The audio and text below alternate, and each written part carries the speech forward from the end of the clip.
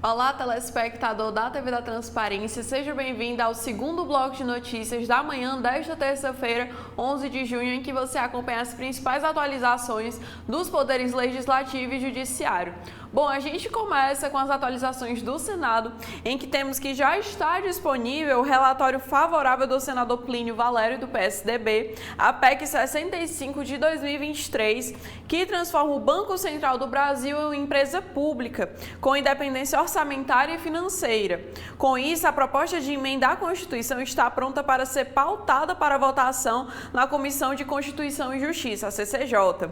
Hoje, a autarquia federal é vinculada ao Ministério da Fazenda e será transformada em empresa pública não vinculada a nenhum órgão ou Ministério Público. A Comissão de Constituição e Justiça poderá analisar nesta quarta-feira, dia 12, a proposta de emenda. O relator, o senador Plínio Valério, apresentou um parecer favorável à PEC da autonomia orçamentária do Banco Central, de autoria do senador Vanderlan Cardoso, do PSD, com algumas alterações que aprimoram a proposta original e endereçam preocupações dos sindicatos. Essas mudanças garantem a estabilidade dos servidores e os direitos dos aposentados e pensionistas, mesmo com a transição do regime jurídico atual de autarquia para empresa pública. Apesar da aplicação das regras da CLT, a demissão imotivada continua proibida e as regras atuais de aposentadoria são mantidas. A Lei Complementar 179 já confere autonomia operacional ao Banco Central, estabelecendo mandatos de 4 anos para o presidente e os diretores da autoridade monetária. O mandato do presidente do Banco Central inicia-se no 1º de janeiro do 3º ano de mandato do presidente da República. Roberto Campos Neto é o primeiro a ocupar o cargo após a sanção desta lei. Outro destaque é que a Comissão de Direitos Humanos teve 9 projetos de lei na pauta dessa quarta-feira, em reunião que acontece a partir das 11 horas. Um deles torna hediondo dos crimes de exploração sexual de menores, que passa pela Comissão de Constituição e Justiça em caráter terminativo, ou seja, se não houver recurso para ser votado pelo plenário, irá direto para a Câmara dos Deputados. O PL 219 de 2022 do ex-senador gaúcho Lazier Martins também aumenta a pena para o crime de posse de material pornográfico envolvendo crianças e adolescentes. O relator da proposta, senador Alessandro Vieira, destacou no parecer a importância de se fazer essa proteção, tendo em vista a situação alarmante, tanto no mundo real quanto no mundo virtual. Ele afirma, abre aspas, os casos de pornografia infanto-juvenil registraram um aumento preocupante entre 2021 e 2022, totalizando 1.630 casos em 2022, o que representa um crescimento de 7% em relação ao ano anterior. No que diz respeito aos registros criminais relacionados à pornografia infanto-juvenil, foram contabilizados 1.797 casos em 2021, comparados a 1.767 em 2020, alertou o senador Alessandro no relatório. O projeto de lei propõe classificar como crimes hediondos aqueles previstos nos artigos 240, 241 e 241-A do Estatuto da Criança e do Adolescente, que tratam de crimes relacionados à produção, distribuição e posse do material pornográfico envolvendo menores de idade. Além disso, o PL também aumenta a pena prevista para o crime de posse desse tipo de conteúdo, previsto no artigo 241-B do ECA, de 1 a 4 anos de reclusão para 2 a 5 anos.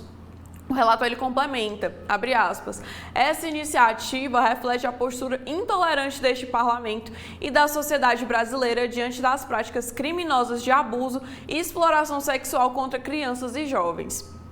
Outro destaque é que a Comissão Temporária sobre Inteligência Artificial pode votar na quarta-feira o projeto de lei 2338 de 2023, que regulamenta o desenvolvimento e uso desse tipo de tecnologia no Brasil. A reunião está marcada para as 14 horas. O senador Eduardo Gomes, do PL, apresentou um substitutivo ao texto original, proposto pelo presidente do Senado, Rodrigo Pacheco. A proposta teve como base o anteprojeto apresentado por uma comissão de juristas que se debruçou sobre o tema em 2022. De acordo com o substitutivo, ficam fora da regulamentação os sistemas de inteligência artificial desenvolvidos exclusivamente para fins de defesa nacional, os que se destinarem à atividade de pesquisa e os que não forem disponibilizados no mercado. Também não estão sujeitos à regulamentação sistemas usados por pessoas físicas apenas para fins particulares e não econômicos. Segundo o texto, antes de ser colocado em operação, o sistema de inteligência artificial deve passar por uma avaliação preliminar promovida por desenvolvedores e fornecedores. O objetivo é determinar o grau de risco do aplicativo. São esses os destaques do Senado. O que a gente tem na Câmara dos Deputados, Lorena? Olá, Analice. Olá, nossos telespectadores do segundo bloco de notícias. Bom, sobre a Câmara dos Deputados, nós temos que o Conselho de Ética e Decoro Parlamentar da Câmara dos Deputados reúne-se nesta quarta-feira, dia 12, para analisar 2 representações por quebra de decoro e o plano de trabalho da deputada Jaque Rocha, do PT, para o processo contra o deputado Chiquinho Brazão. A reunião está marcada para as 11 horas e o local da reunião ainda não foi definido. A Procuradoria-Geral da República acusa Brazão de ser um dos mandantes do assassinato no Rio de Janeiro da vereadora Marielle Franco. O deputado está preso e nega as acusações. O processo contra Brazão foi instaurado no dia 15 de maio, quando foi aberto o prazo de 10 dias úteis para a apresentação por escrito da defesa de Chiquinho Brazão. Os deputados também vão analisar os processos contra a deputada Fernanda Melchiona e o deputado Glauber Braga, ambos do PSOL. Eles são acusados de quebra de decoro. Na representação 2 de 2024, o PL acusa Fernando Melchiona de ter ofendido a família do ex-presidente Bolsonaro em reunião da Comissão de Segurança Pública da Câmara dos Deputados. O relator, deputado Júlio Arcoverde, do PP, no entanto, considerou que não houve quebra de decoro nas falas da parlamentar. Agora, o parecer de Arcoverde precisa ser votado pelo Conselho. Já na representação 1 de 2024, o PL acusa Glauber Braga de ter agredido fisicamente o colega Abílio Brunini, do PL, durante reunião da Comissão de Direitos Humanos da Câmara. Braga alega que o empurrão dado em Brunini foi resultado de uma discussão acalorada e generalizada e não uma tentativa de agressão. O relator, deputado Ricardo Aires, do Republicanos, ainda não apresentou o seu parecer. Outra atualização sobre a Câmara é que foi sancionada a Lei 14.881 de 2024, que abre crédito suplementar de 2,854 bilhões no orçamento de 2024, principalmente para a área da saúde. Esse dinheiro virá de parte do superávit financeiro da União em 2023 e de recursos de emendas de comissões permanentes da Câmara dos Deputados e também do Senado Federal. A norma é oriunda de projeto do Poder Executivo 3 de 2024, aprovado pelo Congresso Nacional. De acordo com o governo, o crédito será usado pela Fundação Nacional de Saúde, a FUNASA, para a melhoria de sistemas públicos de abastecimento de água em municípios com até 50 mil habitantes, e pelo Fundo Nacional de Saúde para o incremento temporário do custeio dos serviços de assistência hospitalar e ambulatória e de atenção primária à saúde. Os outros 6,1 milhões serão utilizados pelo Departamento Nacional de Obras contra as Secas, o DENOX, para a implementação de infraestruturas para a segurança hídrica. O governo ainda explicou que as ações que estão sendo canceladas em cerca de 20 áreas diferentes devido ao redirecionamento dos recursos não sofrerão prejuízo na sua execução. Isso porque as dotações aprovadas pelas comissões da Câmara e do Senado não faziam parte da programação regular dos ministérios. Isso é o que nós temos sobre a Câmara dos Deputados hoje, Analice, o que a gente tem sobre o STF. Bom, nos destaques do STF, a gente tem que o Supremo julgará diretamente no plenário a ação contra a proibição das saidinhas dos presos. O ministro Edson Fachin, do Supremo Tribunal Federal, submeteu diretamente ao plenário o julgamento da ação direta de inconstitucionalidade 7.663, em que a Associação Nacional de Advocacia Criminal questiona a Lei 14.843 de 2024, que alterou a Lei de Execução Penal para proibir a saída temporárias de preso, popularmente chamadas de saidinhas. A providência está prevista na Lei das ADIs, que autoriza o julgamento da ação diretamente no mérito, sem prévia análise do pedido de liminar. Para o relator, esse rito deve ser aplicado em razão da relevância da matéria para a ordem social e segurança jurídica. Em sua decisão, o ministro solicitou ainda a manifestação e eventuais relatórios e informações do Departamento de Monitoramento e Fiscalização do Sistema Carcerário e do Sistema de Execução de Medidas Socioeducativas do Conselho Nacional de Justiça no prazo de 10 dias. Em seguida, a Presidência da República e o Congresso Nacional terão 10 dias para prestar informações. Posteriormente, a Advocacia Geral da União e a Procuradoria-Geral da República devem se manifestar sucessivamente no prazo de 5 dias. Na ação, a entidade alega que a norma viola garantias constitucionais, como a dignidade da pessoa humana em sua vida privada, e fere direitos dos detentos ao restringir mecanismos que garantam a sua reintegração à sociedade. Aponta ainda que, ao barrar a saída temporária de presos, o Brasil violaria acordos como a Convenção Americana sobre Direitos Humanos e o Pacto Internacional sobre Direitos Civis e Políticos. Ambos prevêem a garantia de tratamento humano, respeitoso e digno à população carcerária.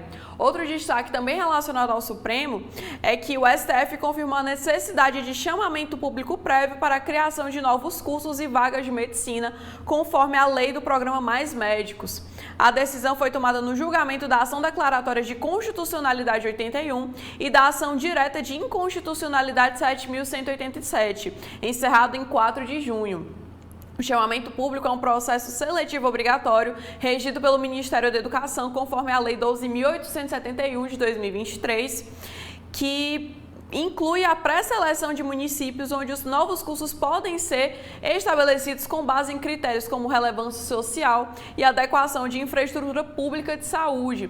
A decisão, liderada pelo ministro Gilmar Mendes, reforça que o objetivo é melhorar a distribuição de médicos e a infraestrutura da saúde em todo o país. O ministro Gilmar Mendes destacou que a política pública do Mais Médicos difere da anterior, direcionando a criação de cursos de medicina para áreas carentes, promovendo assim a descentralização do serviço de saúde. A Associação Nacional das Universidades Particulares apoiou a norma, enquanto o Conselho de Reitores das Universidades Brasileiras contestou o chamamento público, alegando violação dos princípios da livre iniciativa. Com a decisão, os cursos de medicina já autorizados pelo MEC que não seguiram o chamamento público, mas foram estabelecidos por decisões judiciais, serão mantidos. Processos administrativos em andamento, iniciados sob a lei anterior, também continuarão, mas deverão cumprir as novas normas nas etapas seguintes. São esses os destaques do Supremo. O que nós temos na Justiça Eleitoral, Lorena? Bom, Annalice, hoje nossas atualizações são sobre o Tribunal Regional Eleitoral aqui do Ceará. E a primeira diz que o TRE-SE informa que o Estado atingiu a marca de 6.940.465 eleitores e eleitoras aptos a votar nas eleições municipais deste ano, programados para o próximo dia 6 de outubro. Em comparação ao último pleito de 2022, houve um crescimento de quase 120 mil neste quantitativo. No interior do estado, o município de Juazeiro do Norte soma agora 199.223 eleitores e eleitoras aptos a votar, um aumento de mais de 6 mil em comparação aos números do ano de 2022. Os progressos foram alcançados em razão da força-tarefa realizada pelo TRE-SE, principalmente a partir do mês de abril deste ano, com a execução de mutirões de atendimentos nas mais diversas regiões do estado, oferecendo serviços em horários estendidos, fins de semana e feriados. O presidente do Tribunal Eleitoral Cearense, desembargador Raimundo Nonato Silva Santos, ressaltou as expansões, reforçando que elas são reflexo da importância dada pela gestão atual em fomentar, em todos os sentidos, a aproximação entre a justiça eleitoral e o eleitorado do estado. O presidente declarou, abre aspas, o TRE do Ceará avalia como positivos os resultados alcançados, bem como o empenho de cada colaboradora e cada colaborador para este propósito. Tivemos bons resultados e preparamos o cenário ideal para a conquista de metas ainda maiores no próximo ciclo eleitoral. Fecha aspas para o que disse o presidente do TRE. Os dados atualizados resultam do processamento feito pelo Tribunal Superior Eleitoral após o fechamento do cadastro no último dia 8 de maio, data para a realização de quaisquer atualizações e regularizações eleitorais por cidadãs e cidadãos para a participação no pleito deste ano.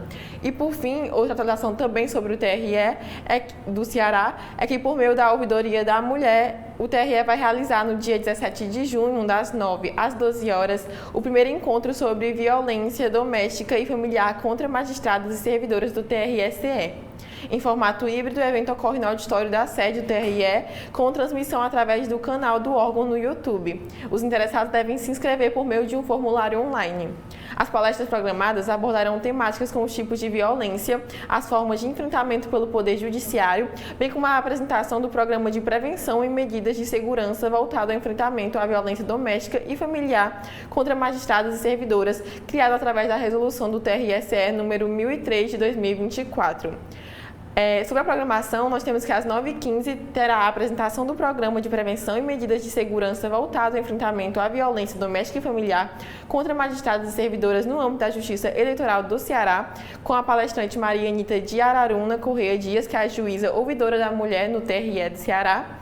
Às 10 horas, uma palestra sobre prevenção ao feminicídio, dever de todos, com o palestrante Thiago Dias da Silva, juiz auxiliar da presidência do TRE-SE.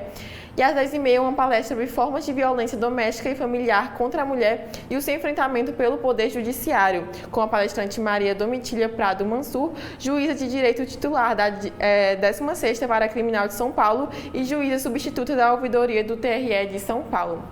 E eu volto com você, Analice. Nós encerramos a nossa participação aqui no segundo bloco de notícias da TV da Transparência. Agradecemos a sua audiência e te convidamos a continuar conosco para mais informações. Até mais!